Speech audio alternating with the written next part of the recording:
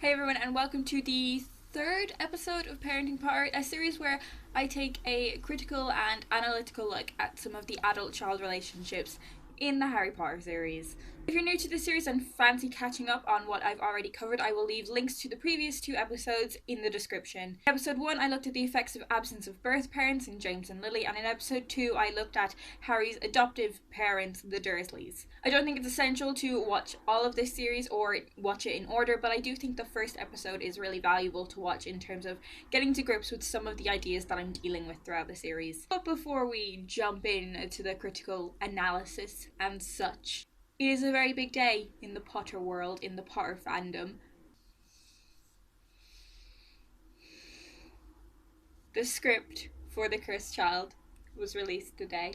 Honestly, I'm expecting that by the time that this video goes up, a lot of you will have already read this. I was very lucky enough to see the play a little over a week ago now, and I might do a full bonusy kind of discussion video on that if you're interested. But there were moments in the play where I was thinking, okay, this means some very interesting things in terms of those adult-child parent relationships. So I have a question. How spoiler-free should this series be? That is entirely up to the people that are watching this. If you want this to be a Cursed Child free zone, then I will make it a Cursed Child free zone. I can do spoiler alerts if there are moments where I think some discussion of the Cursed Child is relevant, or I can do something like at the end of the series do a Cursed Child edition. I'm not sure what I want to do. Tell me what you want me to do. But for now, and for this episode, and probably the next episode, it is going to be entirely spoiler-free of The Cursed Child. It's not going to be mentioned again. Today I'm going to be talking about two very big fan favourite characters, two very strong candidates for a potential father figure for Harry. I'm going to be talking about Sirius Black and Remus Lupin. The role of the father figure is really central in Harry's journey, which is actually quite unusual for a lot of traditional children's literature.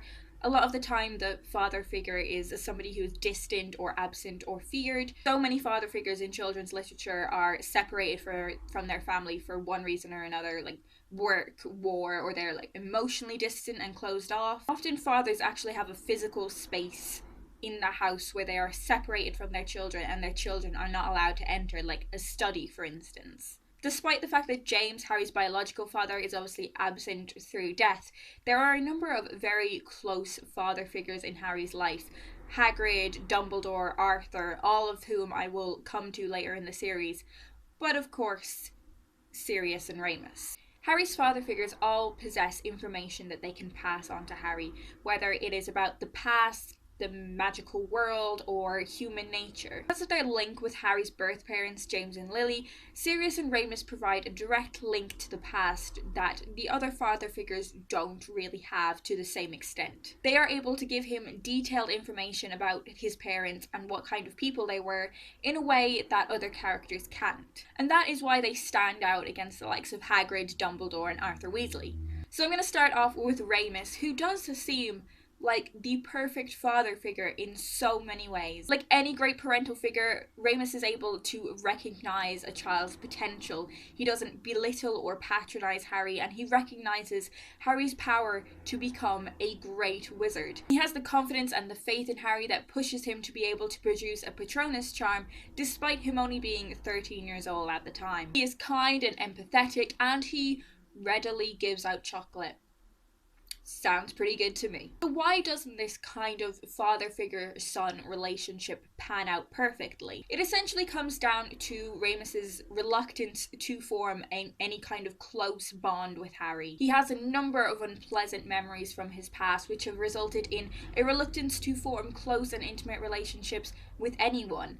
All of the people that he has loved in his past have been taken from him. So on the one hand, it is protection, it is self-preservation. He doesn't want to get hurt again. As well as this, Remus has been completely shunned by society because he is a werewolf. He has taken on this belief that he is entirely worthless.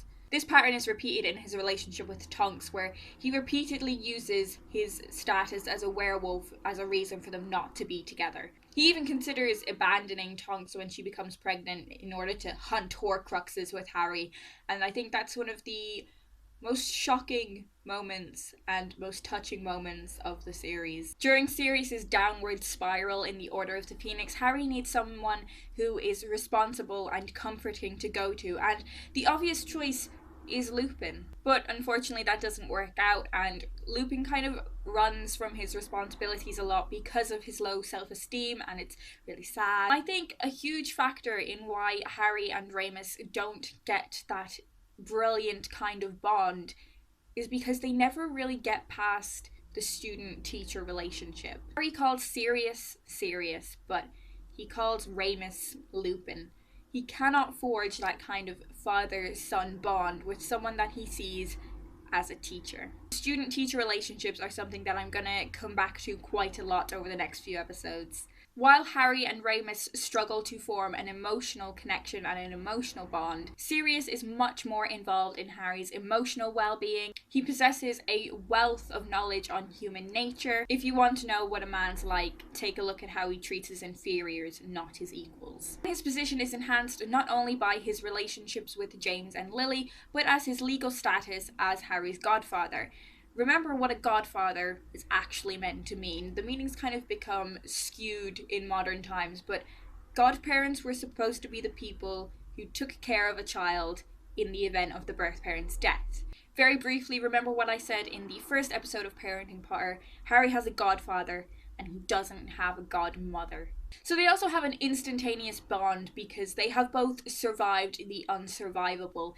Sirius can understand things that Harry's friends can't be expected to understand. So the advice that Sirius passes on to Harry is predominantly to do with his emotional development and well-being. So think about in the Goblet of Fire when Harry's scar starts hurting, or when he's worried about the Triwizard Tournament, and his suspicions about Professor Umbridge and the Order of the Phoenix. At the same time, however, Sirius is definitely somewhat of a disappointing father figure. He fails to command any real authority, and while he shows a huge amount of concern for Harry's emotional well-being, he doesn't show that much concern for Harry's physical well-being, and Harry is continuously putting himself in dangerous situations, which the boy of his age shouldn't be allowed to do. If Sirius really wanted to be a father figure for Harry, he should have been intervening. This is in part due to Sirius's own stunted development.